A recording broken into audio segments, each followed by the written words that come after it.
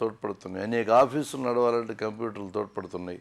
ఈరోజు ATM, banking వ్యవస్థ కంప్యూటర్లు తోడ్పడుతున్నాయి. ప్రజలకు ప్రయోజనకరమైన భాగం ఉంది అందులో, నేను దాన్ని కాదనలా.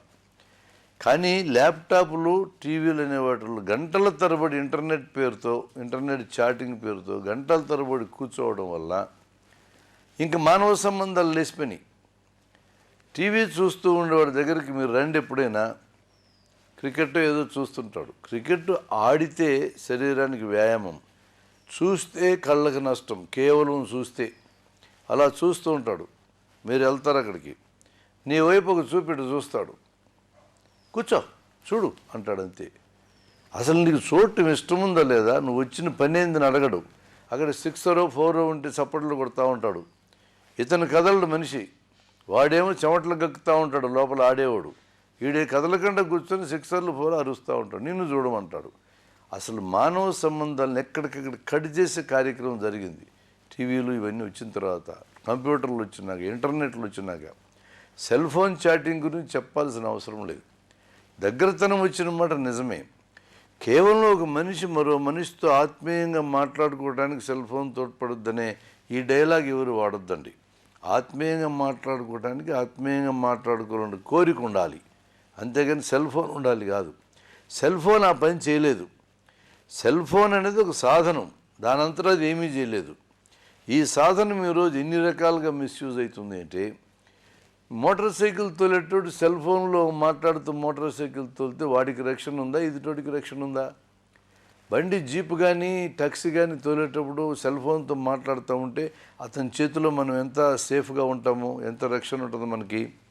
పైగా ఈరోజు సెల్ ఫోన్లో అడ్వాన్స్డ్ వర్షన్స్ వచ్చి వ్యక్తుల యొక్క ప్రైవేటు జీవితాలను తీసి వీధుల్లో పెట్టే కార్యక్రమం జరుగుతూ ఉంది. ఇది సరైనదేనా?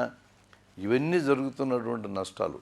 అందువలన నష్టాలు జరగని రీతిలో ఈ వ్యవస్థల్ని, కంప్యూటర్లు కానీ, సెల్ ఫోన్లు కానీ, టీవీ, సినిమా మీడియంలు కానీ, ఈ వ్యవస్థలను వాడుకుంటే మంచిదే. కానీ ఈరోజు ఆరోగ్యానికి దెబ్బతీసేటట్టు నష్టాలు జరుగుతున్న తీరు కూడా మనం గమనిస్తూ ఉన్నాం అనేది మీ దృష్టికి తీసుకొస్తున్నాం.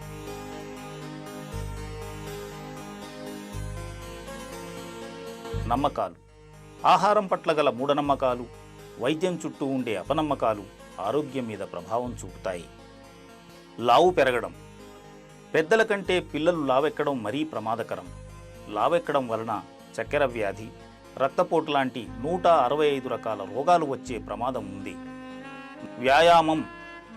వ్యాయామాలు, నడక, యోగాసనాలు వంటివి పనిచేయడం పట్ల ఉత్సాహం ఆరోగ్యానికి ఎంతగానో దోహదం చేస్తాయి.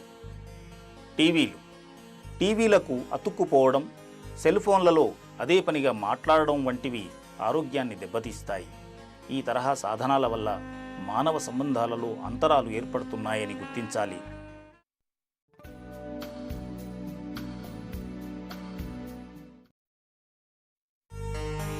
జీవన విధానం 4వ భాగం. నమస్తే అండి, డాక్టర్ బ్రహ్మారెడ్డి గారు. వంటింట్లో కూడా ఈ మధ్యకాలం అనేకమైన సాధనాలు వచ్చినాయి. ఇవి లైఫ్ స్టైల్లో ఏమైనా మార్పు ఉందంటారా?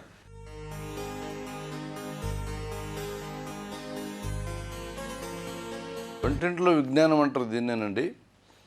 ఇదివరకు నేల మీద పొయ్యి పెట్టుకుని వండుకునే దశ ఉండేది. ఈరోజు నడుము ఎత్తు పొయ్యి పెట్టుకొని చేస్తూ ఉన్నాం. ముందుకు వంగాల్సిన పని లేదు. ఇదివరకు వంట కట్టెల పొయ్యిల్లో చేసేవాళ్ళం, ఇప్పుడు గ్యాస్ పొయ్యిలతో చేస్తున్నాం. గ్యాస్ స్టవ్ కాబట్టి కట్టెలతో వచ్చే పొగ ఇవన్నీ లేకుండా పోయినాయి. ఇది అనుకూలమైన అంశమే. మాటికి వంగుతూ లేస్తూ ఉంటే నడుముకి ఎక్కువ ఒత్తిడి తగులుతుంది, నష్టం కలిగించేదే. ఇది అనుకూలమైన అంశమే. అలాగే వంట వండేటప్పుడు అత్తెసురు పోసి వండడం ఇప్పుడు కుక్కర్లో. ఇదివరకు ఎసురు పారబోసేవాళ్ళు. పారబోసినటువంటి దాంట్లో విటమిన్లు, పనికొచ్చే ఆహార పదార్థాలు పోతుండేవి గంజి కింద. ఇప్పుడు అలా లేకుండా కుక్కర్లో వండిన కారణంగా మొత్తం కూడా ఉపయోగించుకోవడానికి వీలుగా మారుతుంది. ఇది కూడా ఉపయోగకరమైనటువంటి అంశమే. గ్రైండర్ వచ్చింది. కుక్కర్లతో పాటు గ్రైండర్లు, తర్వాత రోకళ్ళు మాయమై గ్రైండర్ వచ్చింది, మిక్సీలు వచ్చినాయి. ఇవన్నీ మార్పులు మనం చూస్తున్నటువంటివి. వీటి ప్రభావం ఏంటి అని అంటే, ఒకటి ముఖ్యమైన మార్పుని నేను గమనించింది ఏంటంటే, ఇదివరకు భర్తలు వంట దగ్గరికి వచ్చేవాళ్ళు కాదు. గ్రైండరు వస్తే గ్రైండర్ దగ్గరికి భర్త ఇప్పుడు రాగలడు. రుబ్బడానికి రమ్మంటే రాడు. వ్యాక్యూమ్ క్లీనర్ వస్తే దీని దగ్గరికి భర్త రాగలడు. చీపురుతో ఊడ్చమంటే ఊడ్చడు. ఇవన్నీ అనుకూలమైన మార్పులే కదా. కానీ శరీరానికి శ్రమ లేకుండా అయిపోయింది. మహిళలకు కూడా లేదా వంట చేసే వాళ్ళకు కూడా శ్రమ తగ్గిపోయింది. శరీరానికి శ్రమ తగ్గడం అనేది ఒకటే కాకుండా తీరిక పెరిగింది. పెరిగిన తీరికని టీవీలు చూసుకోవటానికి వాడుకుంటున్నారు. ఉపయోగకరమైన పుస్తకాలు చదవటం మరొకటి కాకుండా. కాబట్టి వంటింట్లో వచ్చిన విజ్ఞానం మేలు చేసింది, కీడు కూడా చేసింది ఆరోగ్యపరంగా. ఈ రెండు అంశాలని బ్యాలెన్స్ చేసుకొని మనం చూడాల్సిన అవసరం ఉందని నా అభిప్రాయం. విశ్రాంతి కూడా ఒక పరిశ్రమలాగా అయింది సార్ ఈ మధ్య. మరి దీని మీద మీ అభిప్రాయం ఏంటి?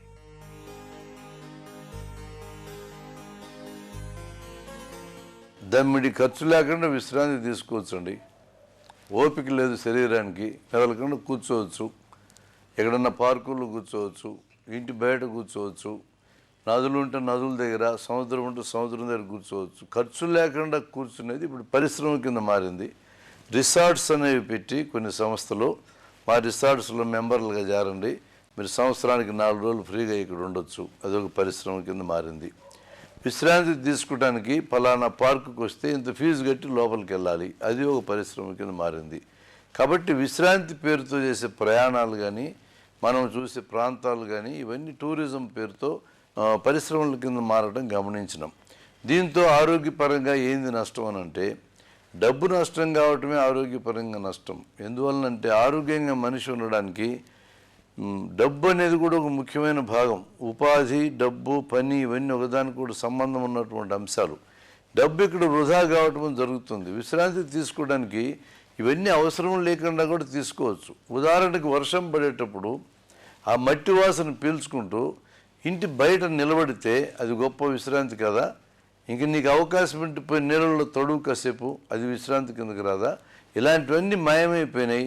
విశ్రాంతిని కూడా కొనుక్కునే పరిస్థితి, పరిశ్రమగా మార్చి వ్యాపారం చేసే పరిస్థితి రావడం మనకు డబ్బు చాలా దండగా కావడానికి దారితీస్తుంది. ఆ మేరకు ఆరోగ్యం మీద పరోక్షమైన రిఫ్లెక్షన్ పడుతుంది. కాలుష్యం వల్ల కూడా ఆరోగ్యానికి నష్టం వస్తుందంటారు. అది ఎలా వస్తుంది సార్?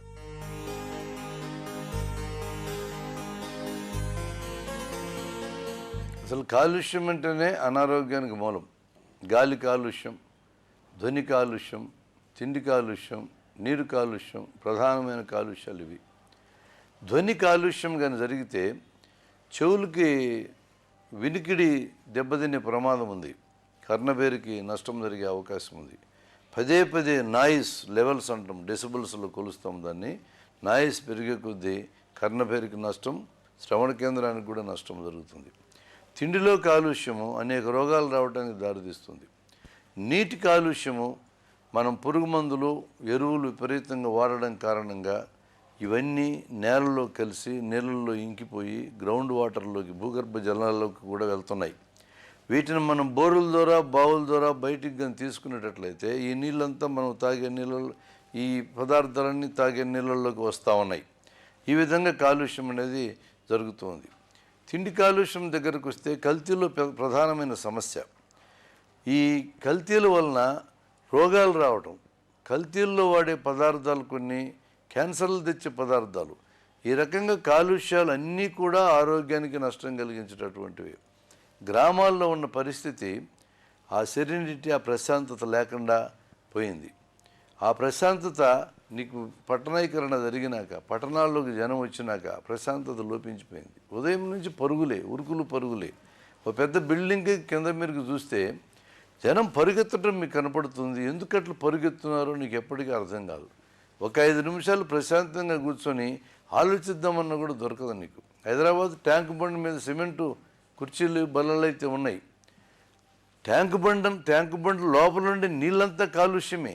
దాని వైపు చూసి ఏం అద్భుతమైన ఆలోచనలు ప్రేమికులకు వస్తాయి.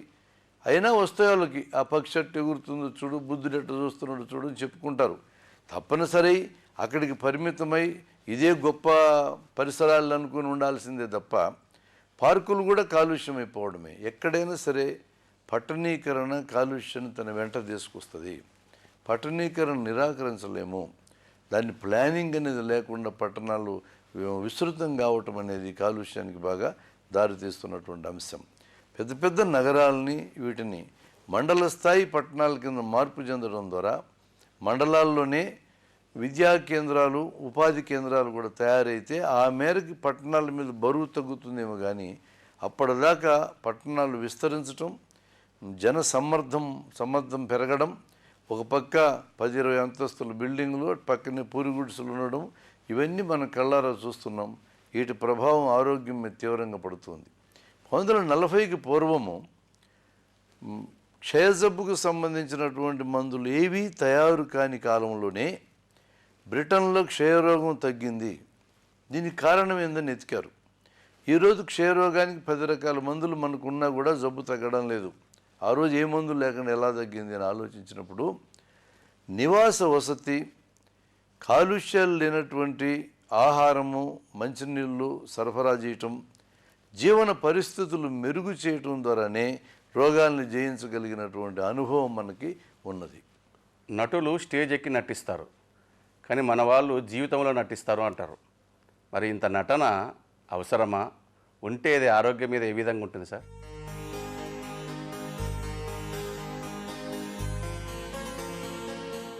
కోపం వస్తుంది, ఈర్ష్య ఉంటుంది, ఏటిని చెప్పుకోడు, పైకి మాత్రం ముఖం మీద చిరునవ్వు పులుంకునే ఉండాలా. ఒక్క విషయం మాత్రం వాస్తవం, చిరునవ్వు పులుంకోవటం అనేది బలవంతం చేసిన నెమ్మదిగా ఈ చిరునవ్వు ప్రభావం లోపల పడి ఆరోగ్యానికి ఉపయోగం జరుగుతుంది. అయినా కూడా ఇంత నటన అవసరమా జీవితంలో అనిపిస్తుంది. ఎవరైనా ఇంటికి వస్తాడో గెస్టు, కొంచెం దూరారా అంటాం మనం. ఇప్పుడే తినొచ్చినా అంటాడు అతను, వాడు నిజంగా తినరాలే. అంత నటన అవసరం లేదు. కానీ తమాష ఏంటంటే తినలేదులేరా నేను కూడా నీతో పాటు కూర్చొని తింటాలే అని కూర్చున్నాడు అనుకోండి భోజనానికి, మళ్ళీ ఇంకోసారి ఆయన భోజనానికి పిలవం మనం. ఇక్కడ కూడా నటనే మరలా. దారిన ఓ ఫ్రెండ్ పోతూ ఉంటాడు, ఎన్నాళ్ళైందిరా నిన్ను చూసి అంటాం. వాడిని అంత దూరాన్ని చూసినప్పుడు ఈ పీడాకారంగా ఎదురైనాడు, ఏడో గంట తినేస్తున్న టైం అనుకుంటాం. దగ్గరికి రాగానే అరే ఎన్నాళ్ళైంది నిన్ను చూసి అంటాం. ఇంత నటన అవసరమా? అసలు ఇంత నటన అనేది మనిషి వ్యక్తిత్వం మీద దాని ప్రభావం పడి ఈ నటననే మన పిల్లలకు కూడా నేర్పించే ప్రమాదం ఉంది. పిల్లలకు నేర్పించేది మంచి బుద్ధులు నేర్పించాలి తల్లిదండ్రులు. మంచి బుద్ధులు కాకుండా నటన నేర్పించే దశకు మనం వచ్చినాం. మా పిల్లలకి మంచి నీతులు నేర్పించండి సారు అని బడిలో టీచర్కి చెప్తాం మనం. ఇంట్లోనేమో అన్ని రకాల అవలక్షణాలు మనం నేర్పించి టీచర్ సరిదిద్దాలంట. ఎట్లా సాధ్యమవుతుంది? నటన అనేది ఒక మేరకు అవసరం కావచ్చు, కానీ నటనే జీవితం కింద మార్చుకోవడం సరైనది కాదు. నటన బతుకు తెరువుగా మార్చుకొని నటించే వాళ్ళ సంగతి వదిలేయండి.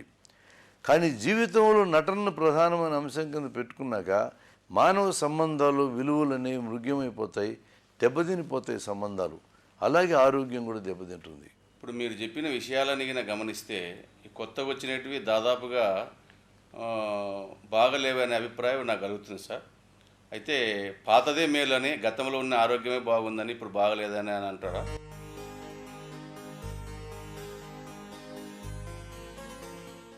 అట్లా అనడానికి లేదు. ఎందువలనంటే ఒకప్పుడు జీవన ప్రమాణం 35 సంవత్సరాలు ఉండేది. మనుషులు యావరేజ్గా సరాసరిని 35 ఏళ్ళు బతికేవాళ్ళు. ఈరోజు 65 నుంచి 70 ఏళ్ళకి పెరిగినారు కదా. వచ్చినటువంటి మార్పులు అన్నీ నిరుపయోగం అయితే ఈ మార్పు ఎలా వస్తుంది? కాబట్టి మనం చూడాల్సిన తీరు ఏందని నా అభిప్రాయం అంటే, జీవన విధానం ఖచ్చితంగా మార్పు చెందడం తప్పనిసరి. లైఫ్ స్టైల్ మారుతుంది, దీన్నేమి ఎవరు ఆపలేరు. వచ్చిన మార్పుల్లో ఏవి పనికొచ్చేవి, ఏవి అభివృద్ధికి తోడ్పడతాయి, ఏవి మన ఆరోగ్యానికి తోడ్పడతాయి, వాటిని మనం స్వీకరించాలి. ఏవి నష్టం కలిగిస్తాయో వాటిని విసర్జించాలి. కొత్తగా వచ్చినట్లు 2 రకాలు ఉన్నాయి, పనికొచ్చేవి ఉన్నాయి, పనికిరానివి ఉన్నాయి. అలాగే ఓల్డ్ ఈజ్ గోల్డ్ అని పాతంతా గొప్పది కాదు, పాత రోత కూడా కాదు, 2 తప్పులే. పాతలో పనికొచ్చేదాన్ని స్వీకరించాలి, పనికిరాని దాన్ని విసర్జించాలి. కొత్త పాత అనేది సమస్య కాదు ఇక్కడ. అందులో పనికొచ్చే భాగాలు మన ఆరోగ్యానికి ఉపయోగపడేవి, మనం అభివృద్ధి కావడానికి తోడ్పడేవి స్వీకరించాలి, పనికిరాని భాగాలు విసర్జించాలి. ఈ విచక్షణ, ఈ వివేకం మనకు రావడం అనేదే మనకు అసలు ఆరోగ్యానికి మూల కారణంగా మారుతుంది. ధన్యవాదాలు సార్, చాలా అద్భుతమైన విషయాలు చెప్పారు ఇక్కడికి వచ్చి. తర్వాత జీవన విధానం అంటే ఏంటి, తర్వాత ఆందోళన జయించడంలో ఏమేం మార్గాలు ఉన్నాయి, prepare for the worst, improve over that అనే అద్భుతమైన సూత్రం చెప్పారు. ఆ సూత్రాన్ని అవలంబిస్తే అద్భుతంగా మరి జనం మారే అవకాశాలు ఉన్నాయి. అదేవిధంగా వంటింట్లో మార్పులు ఎలా వచ్చాయి, తర్వాత ఆరోగ్య సంస్కృతి అంటే